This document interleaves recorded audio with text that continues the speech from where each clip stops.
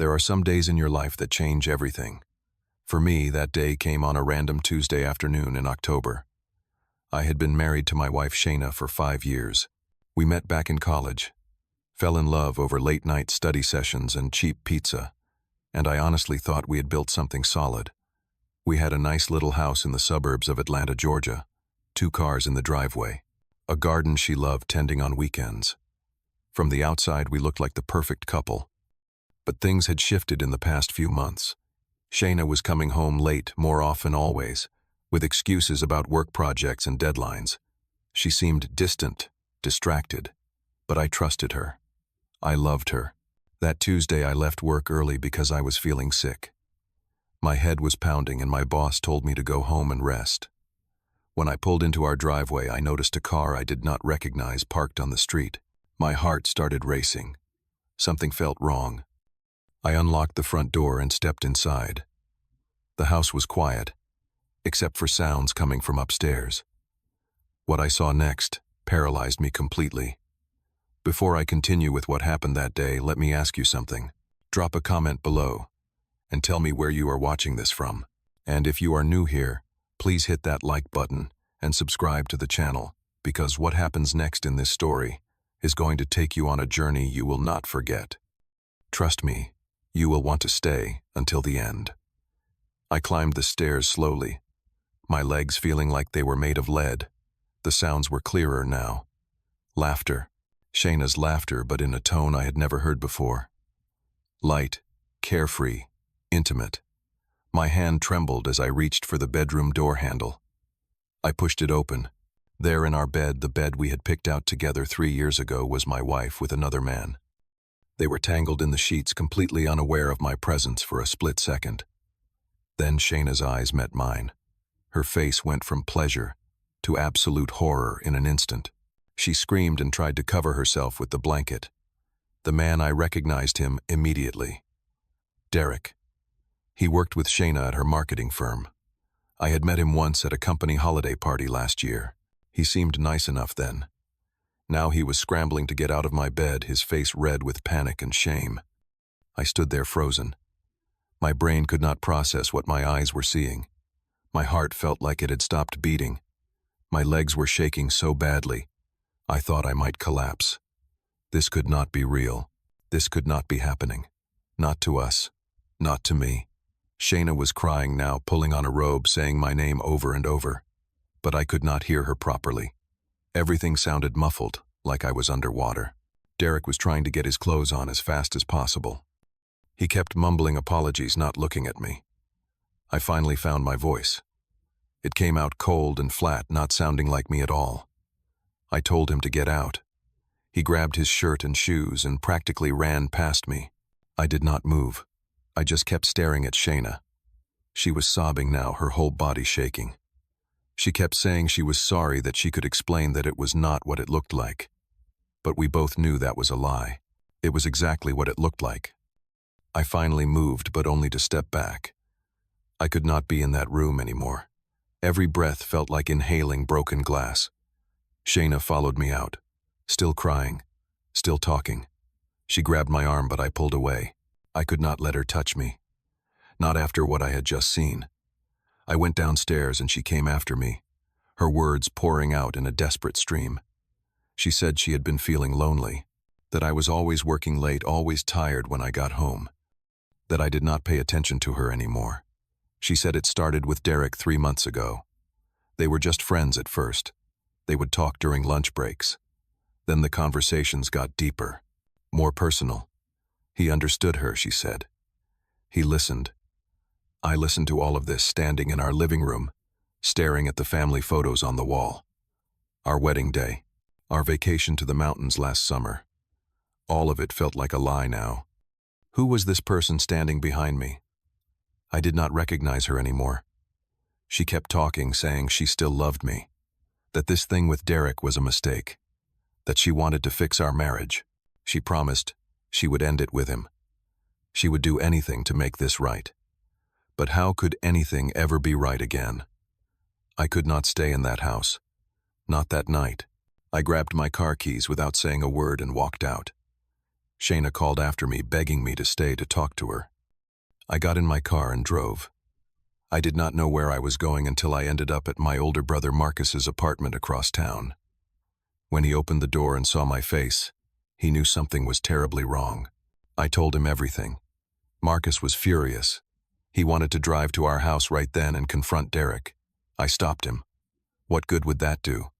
The damage was already done. Marcus made me sit down. He got me a drink and let me talk. He said I deserved better than this. That no matter how many problems a marriage has, cheating is never the answer. He told me not to make any hasty decisions, but also not to let Shayna walk all over me. He said I needed to think clearly about what I wanted. Did I want to try to save the marriage? Or was this betrayal too deep to come back from? I did not have answers that night. All I knew was that I could not go home. Marcus said I could stay with him as long as I needed. I crashed on his couch, but I did not sleep. Every time I closed my eyes, I saw them together in our bed. The next few days were a blur. Shayna called and texted constantly. Hundreds of messages, all apologies, all begging for a chance to talk. She even showed up at Marcus's place, banging on the door, crying in the hallway. Marcus told her to leave and give me space. I could not face her. Not yet. Every time I heard her voice, even through a text message, that image came flooding back. Them together, in our home, in our bed. It made me physically sick. I tried to go to work, but I could not concentrate. My coworkers asked if I was all right. I told them I had the flu. In a way, I did. I was sick to my core, sick with betrayal, sick with the realization that the past 5 years might have been built on something fragile. Had there been other times, other men, or was Derek the first? Did it even matter? The trust was gone. After a week of avoiding Shayna, I decided I needed answers. Real answers. Not her tearful apologies, but the truth about what had been going on. I went back to the house one afternoon when I knew she would be at work. I still had my key. The house felt different now, colder, empty, even though all our things were still there. I went to her home office and opened her laptop. I knew her password. We had always been open with each other about that stuff. Or so I thought. I logged into her email and started searching. What I found made my stomach turn. There were dozens of emails between Shayna and Derek going back 4 months. They were not just talking about work. They were planning a future together. Derek wrote about how he wanted to take her away from all this. He promised he could take care of her better than I ever could. He said she deserved someone who appreciated her. Shayna's responses were even worse. She talked about leaving me, about divorce, but she was worried about money. Our house, our savings, everything was in both our names. Derek actually encouraged her to make sure she got as much as possible in the divorce. He told her to be strategic, to get a good lawyer who could bleed me dry. I sat there reading email after email, and I felt my sadness turning into something else. Anger. Pure, white, hot anger. This was not just about an affair. This was calculated. She was planning to betray me and rob me at the same time. All those tears and apologies were just an act. She was trying to keep me on the hook while she figured out her exit strategy. I took pictures of every single email with my phone. I saved them all to a cloud drive. If she wanted to play it this way, I needed to be ready. The next day I called a divorce attorney. Her name was Attorney Johnson, and she had great reviews online. I met her at her office downtown and showed her everything. The emails, the text messages, the timeline. Attorney Johnson looked through it all carefully. She told me I had a very strong case. Georgia is a fault state when it comes to divorce. Adultery is grounds for divorce, and it affects how assets get divided. With the evidence I had, she said I could likely keep the house and most of our savings. Shayna would have no claim to alimony because of her affair. Attorney Johnson laid out a plan. We would file for divorce immediately. We would request that Shayna vacate the marital home. We would freeze joint accounts to prevent her from draining them. I agreed to everything. It was time to take action. That evening, I called Shayna. I told her we needed to talk face to face. She sounded hopeful, like maybe I was ready to forgive her. We met at the house. She walked in looking nervous but optimistic. I handed her a folder. Inside were printed copies of her emails with Derek. Her face went pale. She tried to explain them away, saying they were just fantasy, just angry venting. She said she never meant any of it. She would never actually go through with leaving me or taking everything. But I did not believe her anymore. How could I? I pulled out the divorce papers and set them on the kitchen table. I told her our marriage was over. I asked her to sign. Shayna looked like I had slapped her. She started crying again, but this time it felt different. More desperate. She begged for another chance. She said those emails were from a dark time when she was confused. But she had clarity now. She wanted to stay married. She wanted to work on us. I told her it was too late. The trust was destroyed. I could never look at her the same way again. I gave her 72 hours to move out of the house. If she did not leave willingly, I would have her removed. She stared at me in disbelief, like she could not believe I was capable of being this firm. Maybe the old me was not. But that man died the moment I walked into our bedroom and saw her betrayal. When Shayna realized I was serious, her tears stopped. Her face changed. She got angry, really angry. She started yelling at me, saying this was all my fault, that I was never home, that I cared more about my job than about her, that I was a terrible husband who drove her into Derek's arms. She said I would regret this, that she would get the best lawyer in Atlanta and take me for everything I had. I just looked at her calmly and told her to do what she needed to do. Then I walked out of my own house and went back to Marcus's place. I had made my choice. There was no going back now. Shayna hired a lawyer, an expensive one from what I heard. She filed a counter-petition claiming I had been emotionally abusive, that I controlled all the finances and made her feel trapped, that I neglected her for years and created an environment where she felt she had no choice but to seek comfort elsewhere. None of it was true. We had always made financial decisions together. I worked hard, yes, but so did she. We both contributed to our life, but her lawyer was trying to paint me as some kind of villain to justify her actions. Attorney Johnson told me not to worry. We had the truth on our side and evidence to back it up, but it still stung. Shayna was now actively trying to destroy my reputation. She was telling our mutual friends that I was abusive and controlling. Some people believed her. Some people who I thought were my friends stopped talking to me. It hurt, but I understood. They were only hearing her side. The people who really knew me, like Marcus and my childhood friend Kevin, they stood by me. They knew what kind of person I was. That had to be enough. We had a preliminary hearing at the courthouse. Both sides presented their initial arguments. Attorney Johnson brought in the emails and text messages as evidence. She showed the judge that Shayna had been planning to leave me and take as much money as possible. Shayna's lawyer tried to argue that the emails were old and taken out of context, that Shayna had already ended her affair and was committed to saving the marriage. They asked for spousal support, claiming Shayna was financially dependent on me. But Attorney Johnson countered with proof that Shayna had her own career and made good money. She was not dependent on me at all. The judge listened to both sides and made a temporary ruling. Assets would be split fairly for now. No spousal support would be granted at this stage. We would have a final hearing in 3 months to settle everything permanently. A few days after the hearing, I got an unexpected phone call. It was Derek. I almost did not answer, but curiosity got the better of me. He said he wanted to meet in person. He said he owed me an explanation and an apology. I was suspicious, but I agreed. We met at a coffee shop far from both our neighborhoods. Derek looked terrible, tired, guilty, ashamed. He started by apologizing. He said he was truly sorry for what happened. But then he said something that surprised me. He said Shayna had lied to him too. She told him that we were already separated, that I had moved out months ago, and we were just waiting to finalize the divorce. She made it seem like she was free and available. Derek said he had no idea we were still living together as a married couple until that day I came home. When he found out the truth, He ended things with her immediately. Then Derek told me something else. Shayna was already seeing someone new. A guy named Tyler, who owned a real estate company.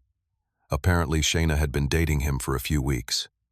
Derek heard about it through coworkers. He thought I should know because, in his words, she was playing everyone. I thanked Derek for his honesty. I did not forgive him completely, but I understood that Shayna had manipulated him too. She was good at that, apparently. I decided to hire a private investigator. His name was Ray, and he came highly recommended. I paid him to follow Shayna and document what she was doing. Within a week, Ray had photos. Shayna and Tyler at expensive restaurants. Shayna and Tyler checking into a hotel together. Shayna kissing Tyler in his car. She was still cheating even while we were going through divorce proceedings. Even while she was claiming in court that she wanted to reconcile and save our marriage. The hypocrisy was staggering. Ray also dug into Tyler's background. He was divorced with 2 kids. He drove a Mercedes and wore expensive suits. He was clearly wealthy. It all made sense now. Shayna was not just looking for love or attention. She was looking for someone who could provide a lifestyle she wanted. Someone with more money than I had. That was what this was really about. I gave all the new evidence to Attorney Johnson. She was thrilled. This was exactly what we needed for the final hearing. Proof that Shayna was not interested in reconciliation at all. Proof that she had moved on and was living her life while trying to take me to court for support and assets. It was the nail in the coffin of her case. The final hearing came 3 months later. We both sat in the courtroom with our lawyers. Attorney Johnson presented everything. The original emails with Derek, the timeline of the affair, Derek's statement about being lied to, the photos of Shayna with Tyler, the hotel receipts. Everything was laid out in front of the judge. Shayna's lawyer tried to fight back, but there was nothing they could say. The evidence was overwhelming. Shayna sat there crying, but this time I felt nothing. No sympathy, no sadness. Just relief that it was almost over. The judge reviewed everything and made her ruling. I was granted the divorce. I got to keep the house, since I had been making the mortgage payments, and Shayna had abandoned the marriage for another man.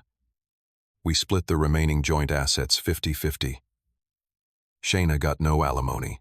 In fact, she was ordered to pay part of my legal fees, since her false accusations had drawn out the process. It was a complete victory. When we walked out of that courtroom, I was finally free. The first few weeks after the divorce were strange. I was living alone in a house that felt too big for one person. There were reminders of Shayna everywhere. Pictures I had not taken down yet. Her favorite coffee mug still in the cabinet. The garden she used to tend now overgrown. Sometimes I felt lonely. Sometimes I missed the idea of what we had, even though I knew the reality was a lie. But I also felt something else. Relief. Freedom.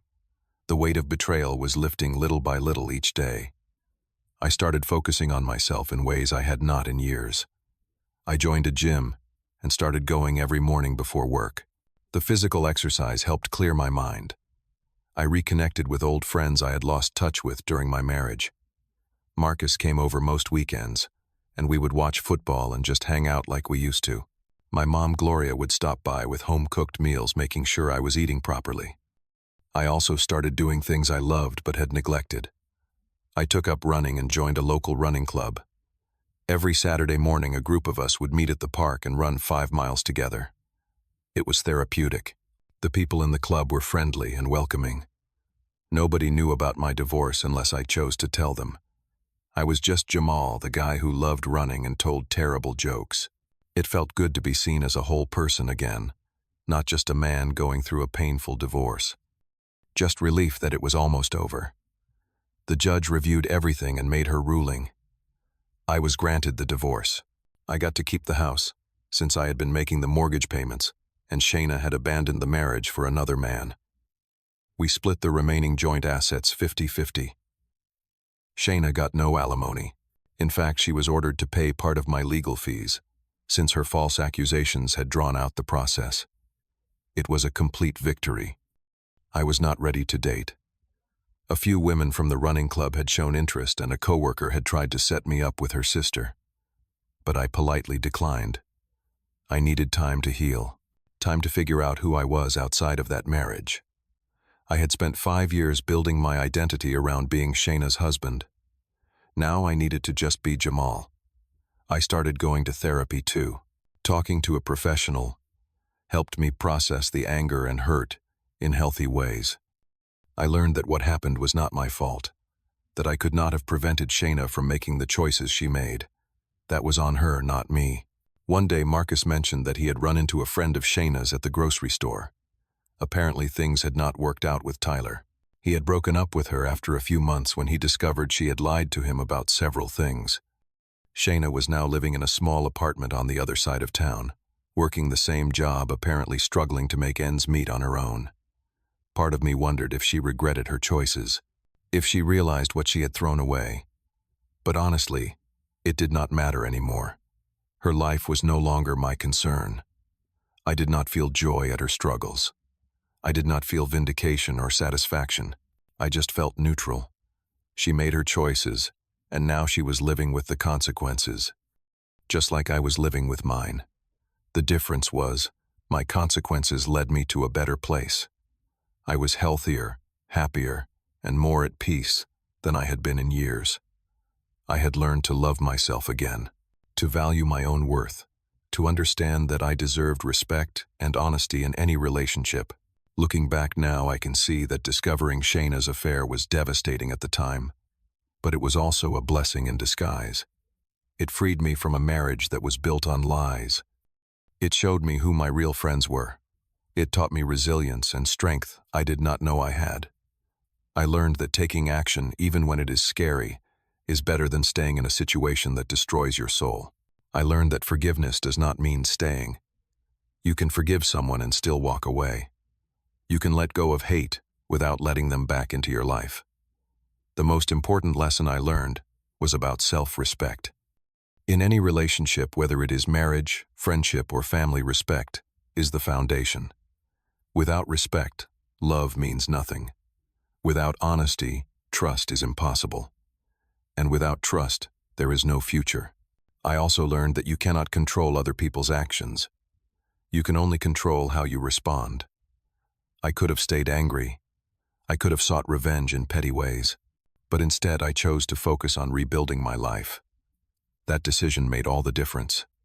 Standing in my house now, looking out the window at the sunrise, I smile. Life goes on. It really does. The pain fades. The scars heal. And sometimes the end of one chapter is really just the beginning of something better.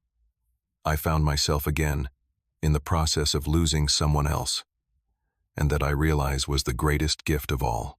I learned that the strongest action you can take is knowing when to let go. And in letting go, I found freedom. I found peace. I found me. So let me ask you something. Have you ever had to make a tough decision to protect yourself, even when it hurt? Drop your thoughts in the comments below. I would love to hear your story. And if this story resonated with you, please hit that like button and share this video with someone who might need to hear it. Do not forget to subscribe for more real-life stories. Thank you for listening to my journey. I hope it reminds you that you are stronger than you think, and you deserve to be treated with respect and love. Take care of yourself out there, and remember, sometimes the bravest thing you can do is walk away and start fresh.